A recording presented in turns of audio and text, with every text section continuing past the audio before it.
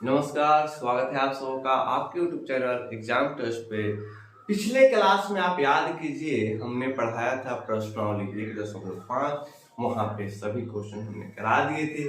आज के क्लास में हम लोग बात करने वाले हैं प्रश्नावली 1.6 के बारे में। 1.6 में हम लोग को पढ़ना है वास्तविक संख्याओं के घातांक नियम। घातांक यानी घात से रिलेटेड है। जैसे कि अगर कहने का मतलब है a का पावर p दे दिया गया हो और गुना में आपको दे दिया गया हो a का पावर q से गुना करो। ये देखो संख्या तो सेम ही है, लेकिन घात क्या है, p और q है यानी अलग अलग है। तो इसका घातांक नियम, इसको कैसे सोल्व करेंगे, तो वह होता है a का पावर p जोड़ q, यानी इन दोनों का जो पावर है वह क्या हो जाता है, आपस में जुड़ जाता है। दूसरा नियम क्या है, a का पावर p और उसका आपको कर देना है q पावर। तो इस कंडीशन में आप क्या करोगे, देखो यहाँ पे गुना है, ये आपका क्या हो जाएगा, गुना में हो जाएगा, यानी a का पावर p गुने q। इस कंडीशन में क्या हो जाएगा, a का पावर p गुने q। ठीक है। अगला है a का पावर p हो और a का पावर q हो, तो उस कंडीशन में आप क्या लिखने वाले हो बताओ, a का पावर p माइनस q। इस कंडीशन में क्या हो जाता है, भाग की कंडीशन में पावर को क्या किया जाता है, घटा दिया जाता है, आपस में पावर को घटा दिया जाता है। एक और कंडीशन है, a का पावर p दिया गया हो गुने b का भी पावर p ही दिया गया हो, यानी पावर दोनों का सेम है लेकिन संख्या अलग है। तो देखो ये दोनों का पावर सेम है, तो a इंटू बी का पावर p हो जाएगा, कोई दिक्कत नहीं। ये आपके 4 नियम है और ये चारों नियम आपको याद होने चाहिए ताकि आपका यह प्रश्नावली बन सके। कहने का मतलब है कि यदि a का पावर p है और a का पावर q है, इन दोनों को आपस में गुना किया जाए तो a का पावर p प्लस q हो जाएगा, यानी पावर को आपस में जोड़ देंगे। कब, जब संख्याएं क्या हो, समान। ठीक है, चलो a का पावर p है उसका पावर q हो जाए, यानी a का पावर p है उसका पावर q हो जाए, तो क्या हो जाएगा भैया, a का पावर p गुने q हो जाएगा। जो पावर है वो क्या हो जाएगा, आपस में गुना हो जाएगा। a का पावर p है बटे a का पावर q है, तो देखो यहाँ पे भाग है, भाग में p माइनस q रहता है, यानी p में से q घट जाता है। देखो यहाँ पे 4 नंबर में देखो a का पावर p है गुने b का पावर p है, तो यहाँ पे क्या हो जाएगा, पावर जो होगा कॉमन ले लिया जाता है। क्या ले लिया जाता है, कॉमन, उभयनिष्ठ ले लिया जाता है। ठीक है, तो इस चारों फार्मूला को आप याद रखोगे ताकि इन सभी प्रॉब्लम्स को आप सोल्व कर सको। चलो इसको करते हैं, सबसे पहले इसको मिटाते हैं। ठीक है, चलो पहला क्वेश्चन दिया गया है 64 का पावर 1/2। 64 को हम लोग लिख सकते हैं, 64 बराबर क्या होता है, 2 गुने 2, 4 हो गया 4 गुना 8 हो गया 8 गुना 16 हो गया 16 गुना 32 हो गया 32 गुना 64, 1 2 3 4 5 6, यानी 64 को हम लिख सकते हैं 2 का पावर 6। लिख सकते हैं कि नहीं भैया, यानी 64 के जगह पे हम क्या लिखते हैं, 2 का पावर 6 का होल पावर 1/2 है, यानी 64 हो गया, 64 का पावर 1/2 है। आप फार्मूला नंबर 2 जो कि यहाँ पे हमने लिखा था, क्या लिखा था, a का पावर p हो और उसका होल पावर q हो, तो क्या हो जाता है, a का पावर p गुने q, यानी पावर आपस में गुना होता है, यानी 2 का पावर 6 गुने 1/2 हो जाने वाला है, यानी ये हो जाएगा 2 का पावर 6, एक 3 से कट जाएगा 3 हो जाएगा, यानी 2 गुने 2 गुने 2, यानी 2 दूना 4, 4 दूना 8, आपका आंसर। कोई दिक्कत नहीं ना। चलो अगला क्वेश्चन है 32, 2 नंबर क्वेश्चन है 32। तो 32 को आप क्या लिख सकते हो, 2 से भाग दोगे 16 हो जाएगा, फिर 2 से भाग दोगे 8 हो जाएगा, फिर 2 से भाग दोगे 4 हो जाएगा, फिर 2 से भाग दोगे 2 हो जाएगा, फिर 2 से भाग दोगे 1 हो जाएगा। कोई दिक्कत? यानी इसको लिख सकते हो आप 2 का पावर 5 के रूप में। चलो आपको दिया क्या गया है, 32 का पावर 1/5 करना है, तो 32 की जगह पे 2 का पावर 5 लिख सकते हो, का होल पावर 1/5 लिख सकते हो। देखो 2 का पावर 5 गुने 1 का पावर 1/5, कोई दिक्कत नहीं, क्योंकि 1 का power p into 1 into whole cube है, यानी कहने का मतलब एक पावर आपस में गुना हो जाएगा, यानी ये हो जाएगा 2 का पावर 1 यानी 2। यही आपका आंसर हो जाएगा। 3 नंबर क्वेश्चन की अगर हम बात करें, 3 नंबर में दिया गया 125।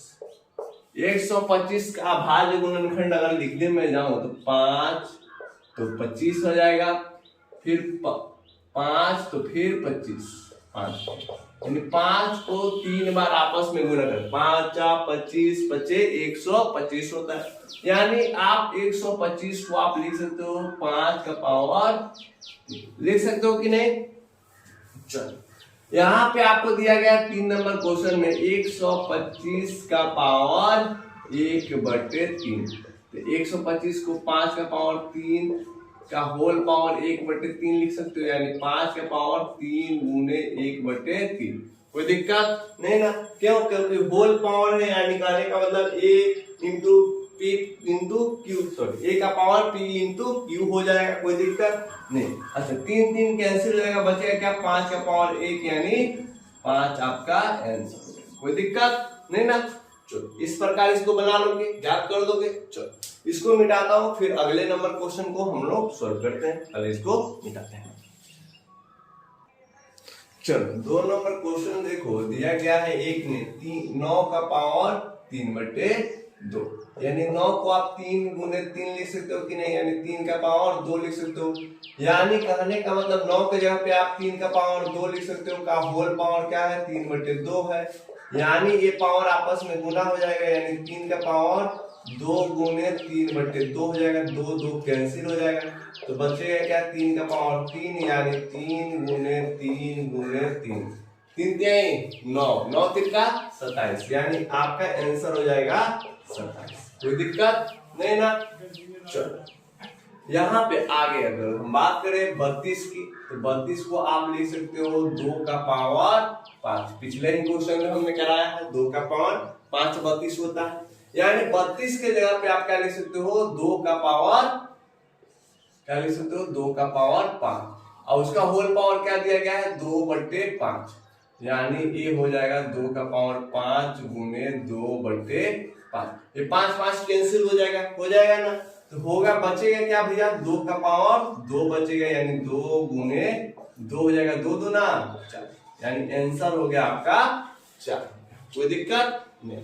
चलो अगला क्वेश्चन हम देखें तो 16 दिया गया है, तो 16 को आप लिख सकते हो 2 गुने 2, 4 हो गया, 2 गुने 2, 2 दूना 4 दूना 8 दूना 16, यानी 2 का पावर 4 हो जाएगा, यानी 16 के जगह पे 2 का पावर 4 लिख सकते हो, उसका पावर दिया गया है 3/4, और आपको इसका वैल्यू क्या करना है, तो आप देखो 4 4 कैंसिल हो जाएगा, यानी 2 का पावर 4 गुने 3/4 हो जाएगा, 4 4 कैंसिल हो जाएगा, बचेगा 2 का पावर 3, यानी 2 गुने 2 गुने 2, 2 दूना 4 दूना 8, यानी आपका 8 हो जाएगा। किसी को दिक्कत नहीं ना है। चलो अगला क्वेश्चन देखते हैं। अगला क्वेश्चन बहुत इजी है, बस यहाँ पे माइनस लगा दिया इसलिए आप लोग परेशान होंगे, ऐसा परेशान नहीं होने का। 125 को आपने पिछले क्वेश्चन में लिखा था 5 का पावर 3, 5 को 3 बार आपस में गुना करोगे तब क्या हो जाएगा 125 हो जाएगा, यानी कहने का मतलब 125 की जगह पे 5 का पावर 3 गुने -1/3 लिख सकते हो कि नहीं, लिख सकते हो ना भैया। चलो यानी 5 का पावर 3 गुने -1/3 हो जाएगा ना, पावर आपस में गुना हो जाता है इसमें, तीन तीन कैंसिल हो जाएगा, बचेगा क्या 5 का पावर -1, 5 का पावर -1 यानी 1/5 आपका आंसर। कोई दिक्कत नहीं ना है? चलो यहां तक किसी को दिक्कत नहीं है, इसको मिटाते हैं, इसको नोट डाउन कर लीजिएगा, प्रैक्टिस करते रहिएगा, ठीक है। अगला क्वेश्चन 3 नंबर क्वेश्चन हम लोग निकालते हैं, देखते हैं कि क्या हो रहा है। चलो यहाँ पे देखो 3 नंबर क्वेश्चन में बोला गया है सरल करना है, इसको आसान बनाना है, जितना सोल्व कर सकते हो, जितना तोड़ मोड़ सकते हो उतना तोड़ मोड़ दो। चलो यहाँ पे देखो a का पावर p गुने a का पावर q, यानी ये जो घात है वही आपका डिफरेंट दिया गया है, बाकी ये जो चर है, चर राशि अचर राशि वह तो सेम दी गई है, यानी a का वैल्यू आपका फिक्स है, यानी एक इस कंडीशन में क्या होता है a का पावर आपस में जुड़ जाता है, p इंटू q हो जाता है, यानी क्या हो जाएगा बउआ 2 का पावर 2/3 जोड़ 1/5 हो जाएगा ना। तो देखो 5 3 15 हो जाएगा, 5 दूना 10 प्लस 3 यानी 2 का पावर 13/15 आपका आंसर हो जाएगा। चलो अगला क्वेश्चन की बात करते हैं, तो 1/3 का पावर 3 दिया गया है, तो ये 3 का पावर ऊपर जाएगा तो क्या हो जाएगा 3 का पावर -3, जब ऊपर जाता है संख्या तो उसके पावर में क्या हो जाता है माइनस लग जाता है, का पावर 7 है। ये वही प्रॉब्लम है जो हम लोग पहला और दूसरा प्रॉब्लम में किया था, पावर आपस में मल्टीप्लाई हो जाएगा, 3 का पावर -27 हो जाएगा, आंसर हो जाएगा। चलो अगला है a का पावर p बटे a का पावर q दिया गया होता, क्या होता था a का पावर p माइनस q होता था, यानी पावर में क्या होता था सब्ट्रैक्शन हो जाता था, यानी 11 के पावर में क्या हो जाएगा 1/2 माइनस 1/4 हो जाएगा, यानी घटाव हो जाएगा, तो क्या हो जाएगा 4 ले लो कॉमन, 2 माइनस 1 हो जाएगा ना, यानी 11 का पावर 1/4 आपका आंसर हो जाएगा। अगले क्वेश्चन में देखो दिया गया है a का पावर p और b का पावर भी p है, दोनों संख्याएं 7 8 है, अलग अलग है, यानी a का पावर p दिया गया है गुने b का पावर भी p दिया गया है, तो क्या हो जाएगा a b का पावर p हो जाएगा ना भैया। चलो a का पावर p b का पावर p, तो क्या हो जाएगा a b, यानी 7 गुने 8 का पावर 1/2, 8 सते 56 का पावर 1/2 आपका आंसर। कोई दिक्कत नहीं ना, तो इसको ऐसे ही सिंपलीफाई करना था, आपने कर लिया।